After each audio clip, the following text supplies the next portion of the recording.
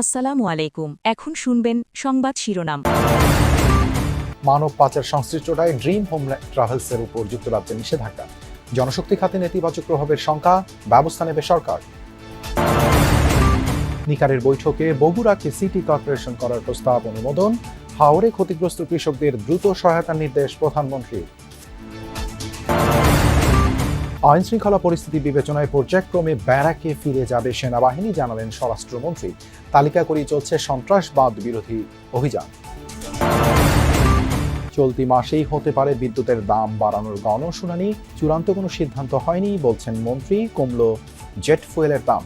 এতক্ষণ শুনছিলেন সংবাদ শিরোনাম, এখন দেখবেন বিস্তারিত। মানব পাচারের অভিযোগে প্রথম কোনো বাংলাদেশি প্রতিষ্ঠানকে নিষেধাজ্ঞা দিয়েছে যুক্তরাজ্য সরকার।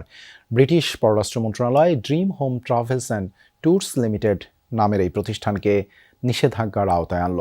তাদের বিরুদ্ধে অভিযোগ, কর্মী পাঠানোর নামে বাংলাদেশ থেকে রাশিয়ার ভাড়াটে সৈন্য পাঠাচ্ছিল তারা। বিশেষজ্ঞরা বলছেন, এমন নিষেধাজ্ঞার কারণে জনশক্তি রফতানিতে নেতিবাচক প্রভাব পড়বে।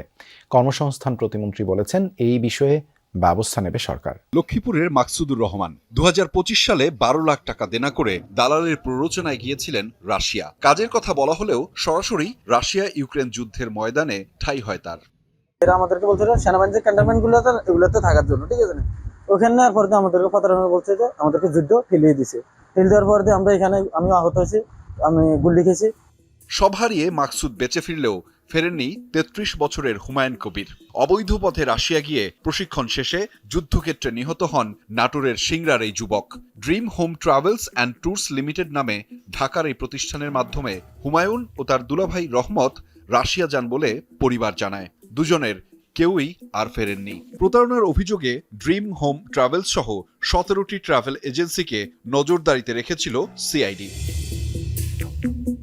এই ড্রিম হোম ট্রাভেলসকে রাশিয়ায় বৈধভাবে কর্মী পাঠাতে 2025 সালের ফেব্রুয়ারিতে লাইসেন্স দিয়েছিল অন্তর্বর্তী সরকার। পরে এই এজেন্সির বিরুদ্ধে মানব পাচারের অভিযোগ নিয়ে গণমাধ্যমে সংবাদ প্রকাশ হলে গত আগস্টে সেই লাইসেন্স বাতিল করে মন্ত্রণালয়। এবার মানব পাচারের দায়ে যুক্তরাজ্য সরকার সেই ড্রিম হোম ট্রাভেলসের উপর নিষেধাজ্ঞা দিল। এই প্রথম কোনো বাংলাদেশি প্রতিষ্ঠানকে নিষেধাজ্ঞা দিল যুক্তরাজ্য সরকার। যুক্তরাজ্যে প্রতিষ্ঠানটির মালিকের সম্পদ থাকলে তাও জব্দের নির্দেশনা দেওয়া হয়েছে। রাশিয়া ইউক্রেন যুদ্ধে সৈন্য পাঠানোর বিষয়ে সরেজমিনে খোঁজ নিতে কয়েক মাস আগে বাংলাদেশে এসেছিল যুক্তরাজ্যের একটি প্রতিনিধি দল।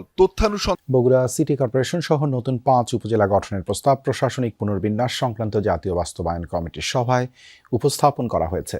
বিকেলে সচিবালয়ে প্রধানমন্ত্রীর সভাপতিত্বে মন্ত্রিপরিষদ বিভাগে প্রশাসনিক পুনর্বিন্যাস সংক্রান্ত জাতীয় বাস্তবায়ন কমিটির নিকার 120তম সভায় এসব প্রস্তাব অনুমোদনের জন্য উত্থাপন করা হয়।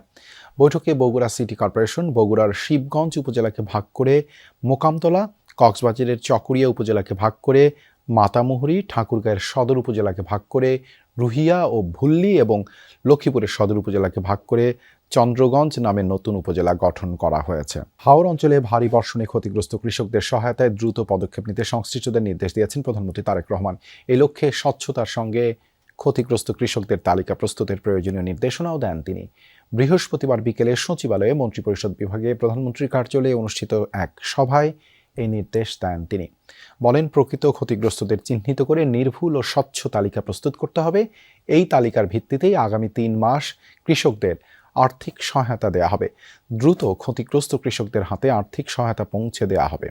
পাশাপাশি বৃষ্টির কারণে কৃষকরা যাতে ক্ষতির মুখে না পড়েন সেজন্য ধান রোপণ ও সংগ্রহের মৌসুম কিছুটা এগিয়ে আনার বিষয়েও আলোচনা হয়। বর্তমান সরকার দুর্নীতির বিরুদ্ধে প্রতিশ্রুতিবদ্ধ বলে টিআইবিকে জানিয়েছেন প্রধানমন্ত্রী তারেক রহমান। সকালে সচিবালয়ে সরকার ও প্রধানের সঙ্গে বৈঠক শেষে এই কথা জানান টিআইবির নির্বাহী পরিচালক ইফতেখারুজ্জামান। তিনি জানান, সুশাসন ও দুর্নীতি বিরোধী অঙ্গীকার বাস্তবায়নে প্রধানমন্ত্রীকে বেশ কিছু পরামর্শ দিয়েছে টিআইবি। প্রধানমন্ত্রীও দুর্নীতির বিরুদ্ধে সরকারের কঠোর অবস্থানের কথা জানিয়েছেন। এদিকে প্রধানমন্ত্রীর সঙ্গে বৈঠক শেষে ধর্মমন্ত্রী জানিয়েছেন, অনিয়ম, দুর্নীতি ও অব্যবস্থাপনার কারণে অধিকাংশ ওয়াকফ সম্পত্তি বেহাল অবস্থায় রয়েছে।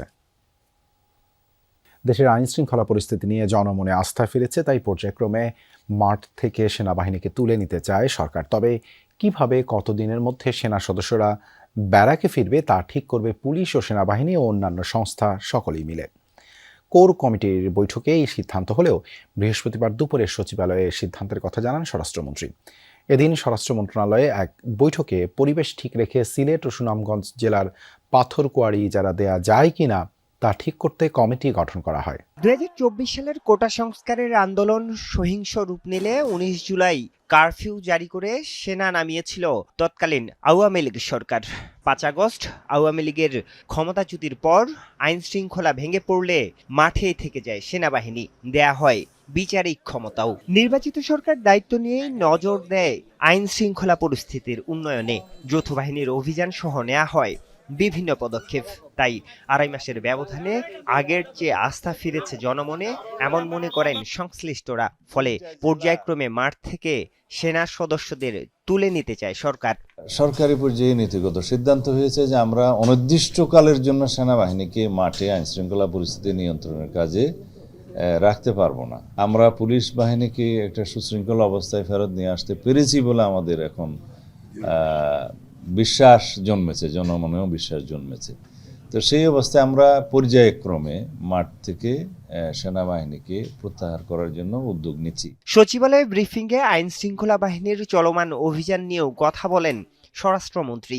বলেন, কেউ আইনের ঊর্ধ্বে নয়, প্রতিদিনই ধরা পড়ছে দাগী আসামিরা। আইনের ঊর্ধ্বে তো কেউ নয়, আমরা সঠিকভাবে তালিকা প্রণয়ন করে অভিযানে নেমেছি। কোথাও কোথাও যৌথ অভিযান চলছে এবং আইন প্রয়োগকারী সংস্থাগুলো সিঙ্গেলি অপারেশন করছে। বিদ্যুতের দাম বাড়াতে প্রক্রিয়া শুরু করেছে এনার্জি রেগুলেটরি কমিশন BERC। জানা গেছে এ মাসেই হবে গণশুনানি। এরই মধ্যে পাইকারি পর্যায়ে প্রায় 20% দাম বাড়ানোর প্রস্তাব পাঠিয়েছে PDB। খুচরা পর্যায়ে বিতরণ কোম্পানিগুলো প্রস্তাব জমা দিচ্ছে। তবে এ বিষয়ে এখনই মন্তব্য করতে চান না বিদ্যুৎ ও জ্বালানি মন্ত্রী। তিনি বলেছেন, সিদ্ধান্ত চূড়ান্ত হওয়ার আগে মন্তব্যের সুযোগ নেই।